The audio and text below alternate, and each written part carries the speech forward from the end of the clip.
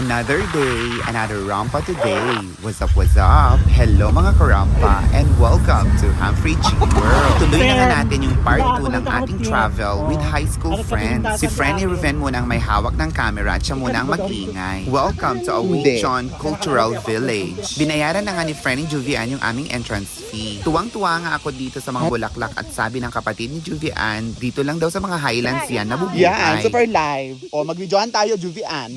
Sino ka dyan? Sino ka dyan? Ruben! Alam, sa colorful. Alam ko naman. O, di ba center ko ako?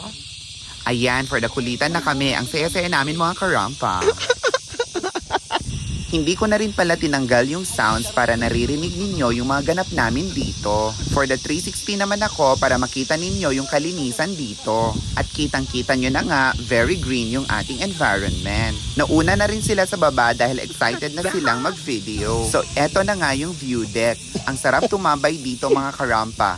Sobrang linis talaga at inaalagaan nila ang kalikasan. For the live naman si Frenny Juvian, go, ilaban mo yan. Bumaba na nga rin ako para magpa-video kay Frenny Ruven. Diyos ko, tignan nyo naman yung resulta. 0.5, may medyo 0.5. O Jiva, walang maayos na kuha. Abangan nyo na lang yung next part ng aming vlog. Hanggang dito na lang mga karampa. Thank you for watching and see you in my next vlogs. Bye!